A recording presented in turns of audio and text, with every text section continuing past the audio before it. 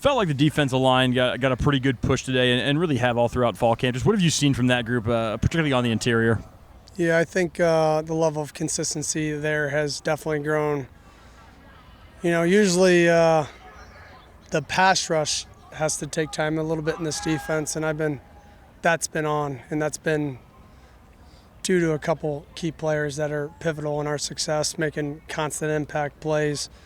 But overall, how we play D-line, there's a reason why they all meet together. We just don't separate meetings as D tackles and D ends. I think it's really important to understand that what the guy next to you is doing and how he's taught, so that way I can get a feel and understanding of working together with somebody. So the stunts click off, or just the overall blocking scheme. There's a lot of same as that happens in that group, and there's a lot of growth that has been had in these last several practices. You mentioned a few pivotal players up front. Who kind of specifically are you referring to? I mean, I think it's the guys that show up, and I can kind of go down the line of Ram Stevenson, Buda Paletti, Bobby, Isaac Terrell, right? Jack Janikowski shows flashes. Mike Hughes shows flashes. Malaki has done an unbelievable job in a short time here. He continuously gets better. So it's important for us to have the depth at that group. And I know at times, especially the age and the era that we're living in with so much social media and following behind this, that it's really important for the players to be a starter. There's a connection on that side of the ball right now that I think is special. And Coach Bibbs has done a really good job of Coach Bibbs and Coach Thompson have done a really good job of creating a brotherhood in that room, and I think Coach Bobbit has done an unbelievable job of collectively getting a lot of guys together that come from different backgrounds and allowing them to be themselves, but continue the spirit of playing as one. With 1 week to go in fall camp now, how many of these kind of these position battles that have been going on do you feel like are starting to kind of reveal themselves as to who maybe is going to be the guys that are slotted into the ones versus the twos? Yeah, day by day it starts to slowly separate itself. I'm not going to really talk about the depth chart. It needs to stay competitive right now, but there are guys that are rising above one another, and that's kind of what I just got done talking to them about. It's, I had every position group vote on the guy that they feel like is a great leader, and there's a couple in every single group, but those same couple guys are the same guys that live their life the right way to be able to come out and execute on a day-to-day basis. So it's my challenge to try to raise the floor of the program, and the floor doesn't mean it's bad players or bad talent. It's just understanding how to work and the consistency in which you have to go about your day-to-day. I want to ask about Max. Take us back to Which Max? Blone, sorry. Take us back to his first year at SDSU, for example. What kind of player was he then, and could you have seen him becoming the kind of guy he is now? Well, Max is from a really small town in South Dakota. I've seen him grow a ton as a person. But when he came in, we had him at our prospect camp. He was about 220. He'll say he was heavier, but he was about 225. And we thought he could play DN because of how he can bend. And it didn't take long before right away in his first year, we were telling him it's about time that you need to start thinking about being D tackle, because he was not as fleet as foot as what we'd want at the DN position, but we knew just body size-wise and frame that he could be big enough to be an interior guy.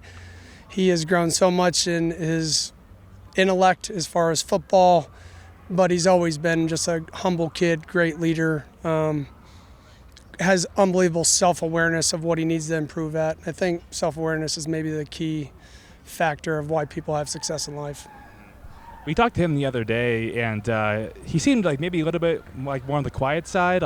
What is his leadership style like? Is it more vocal or by example, or what does that look like? Yeah, he's a little bit more reserved person just outside these walls, but when it comes to this and it comes to things that he's really cares about, he'll have a voice and people follow it because of how he works and how consistent he is every single day. And him and Bryson Lamb have done an unbelievable job as far as their work throughout camp and really from spring when we got here all the way to now. And I'm happy about the progress of that group, and we need to continue to build depth in the middle of our defense. Tucker's been kind of limited the last few days. Yeah. Any update on him? Yeah, he's just he's dealing with some stuff right now, and for me, I don't need to see Tucker Large take 1 million reps. I've been with him forever.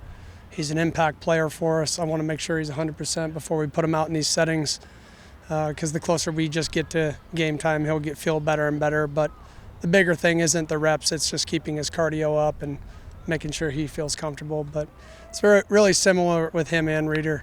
Those are guys with so much reps, and I think it's extremely important with the skill that we have on that back end that we continue to build depth. And Matt Durant's has done a really good job as far as leading a group while he's out there and being the vocal person when they're on the field together. I'm just curious, have you seen the energy, I guess maybe how and where you've seen the energy change from the first day of fall camp to today? Well, you guys are out here, right? And if you're out here the first day, I don't know if it was that much different. I think we're doing a better job of taking care of each other. There's a couple hits there that we would be on the ground if it was day one. And that's the importance of this. If these guys want to get to the next level and be a pro, they have to practice and prepare like a pro. And that was a much cleaner day as far as staying off of the ground. But when you practice with the energy and you want the guys to have a certain level of effort all the time, there's going to be people on the ground. It just happens at this level. So I would say yesterday was kind of a low. If any practice so far, that was maybe the low. But outside of that, we've stacked some pretty consistent days of effort and ability to focus. For Jesse Bobbit, what has taken him from being here 4 or 5 years ago to now being back here as a DC? What makes him a good fit for your program? What kind of value does he bring to the players? Well, I've been with Jesse since I was his first coach at South Dakota State, coaching him. That relationship has grown to a friendship, to watching him take over something I was extremely passionate about as far as the defense, and having these, watching him grow as a coach. And I would say in just his short time of being a coordinator, has done an unbelievable job as far as just getting people connected and doing it differently than me, and probably doing it better than me, as far as just the overall continuity of a team and making them all feel like they matter, and a spirit on a consistent day basis. He's done an unbelievable job, and I know that we're wired very similar, so he's not up here one day and down here the other. Never, no day is ever probably good enough for either of us, that we can always improve. And if I ask him how a day went, he would probably say it was okay, because that's kind of how my mentality is a little bit too. But yeah, just his teaching to overall consistency of how he works is what stands out maybe the most about Jesse. Jesse mentioned how he hosts these one-unit defensive meetings, Yeah. and they go over not only the X's and O's, but also just energy level and other expectations. Have you kind of seen his leadership style grow from when he was a player to now being as a coach? I don't know if it's ever changed. Jesse was a leader when he got to school at South Dakota State as a true freshman. Played as a true freshman. Didn't always play a ton as a true freshman, but that's why he played, because he was consistent.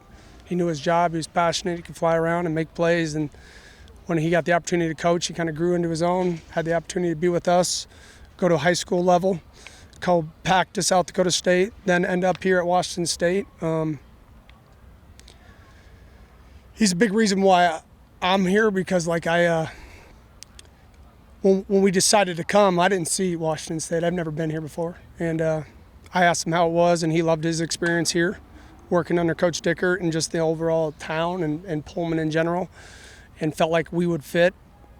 And I trusted him, and I'm glad I did, because I love it here. My kids love it here. My wife loves it here. And overall, he hasn't changed much outside of just maybe presenting himself better, and being able to conduct a whole team meeting better, just because that comes with time and experience and reps of doing that, just like anything else.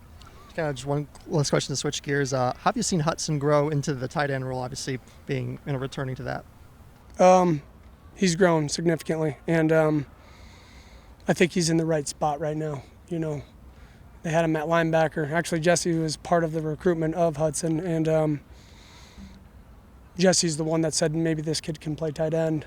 And I asked how big he was. And I'm sure you guys have written about that story, but that's about as true as it gets. I didn't think he was going to be that big. And he was cleaning out his locker, and he came up to say hi to us, and he introduced himself.